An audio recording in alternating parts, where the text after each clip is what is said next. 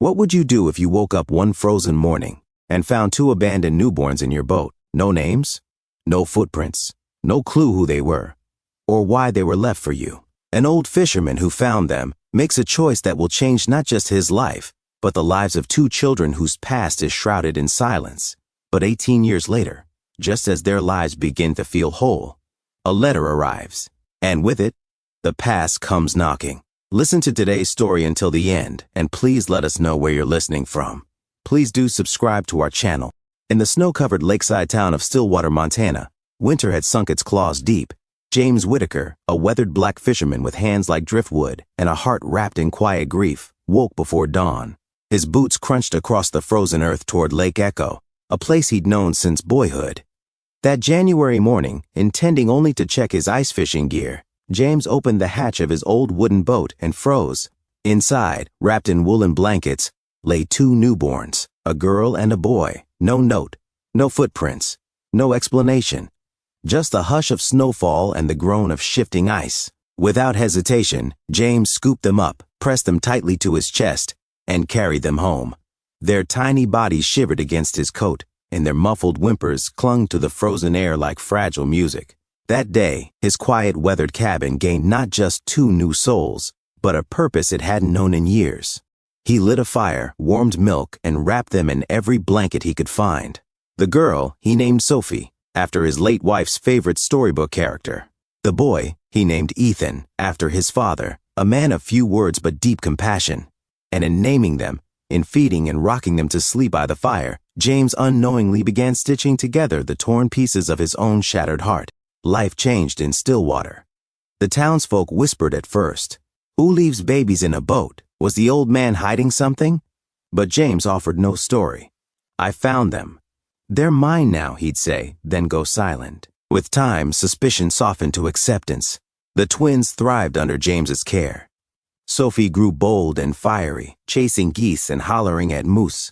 Ethan was her opposite, quiet, curious, content to sit by the lake and skip stones into silence. James taught them to fish, to read the wind, to listen to the lake's mood. Every night he made up stories by the fire. Still, he never told them the truth of how they arrived. On Sophie and Ethan's 16th birthday, questions stirred. "Grandpa," Sophie asked one night, "did you really find us in a boat?"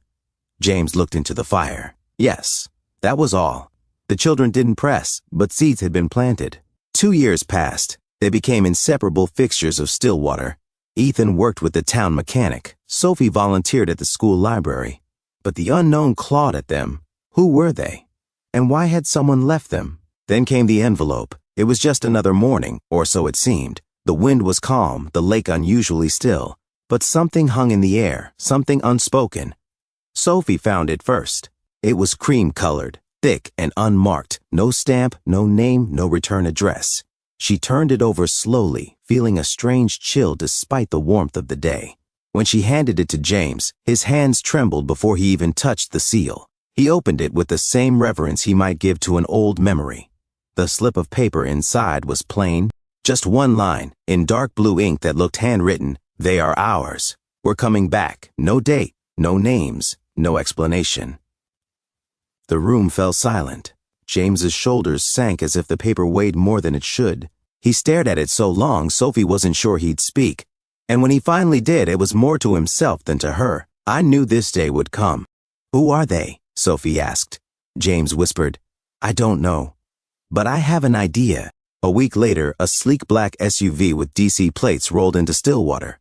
Out stepped Richard and Catherine Kessler, elegant, poised, and utterly out of place. James met them at the porch.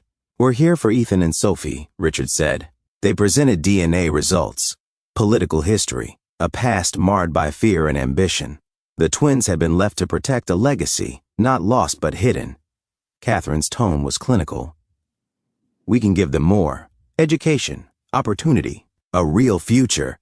James stared at the lake. "They already have one." The Kesslers didn't relent. They visited daily. They brought lawyers, papers, promises. Ethan was tempted, not by wealth, but by truth. "I just want to know who I am," he told Sophie. Sophie burned with anger. "You know who you are. You're ours." The tension split their world. James, too, faded. His once strong frame hunched, his voice softer. "If you leave," he told them, "the door stays open." Always. One snowy morning, Ethan packed a bag and stepped into the Kessler's SUV without looking back. Sophie stood on the porch, tears frozen to her cheeks. James put an arm around her. He's not lost. He's searching. Months passed. No word. Sophie withered. She kept herself busy tending to the garden, feeding the chickens, but the silence left by Ethan's absence echoed louder with each passing day. James aged more visibly. His steps slowed. His eyes grew cloudier. He said little, but Sophie could tell he was waiting for Ethan, or at least a sign. And then finally, a letter.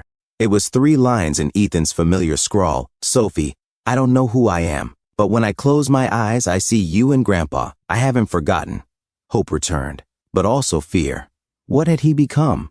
Sophie traveled to D.C. She found him in a blazer, caught in camera flashes, a puppet in a political image. You're not a symbol, she told him. You're Ethan. You're ours. He broke. The tight composure he'd maintained for months cracked, and his voice trembled. Not with weakness, but with yearning. Take me home. That one sentence said everything: regret, hope, and a longing to be whole again.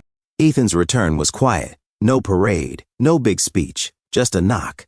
Sophie opened the door and hugged him hard. James didn't speak. He didn't have to. His eyes said everything. You came back.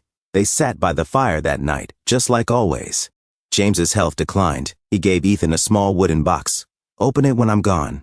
A month later, James passed in his sleep. No drama, just peace. James's hand rested over his chest. His breathing ceased, his body peaceful, like someone who had finally laid down the last of his burdens.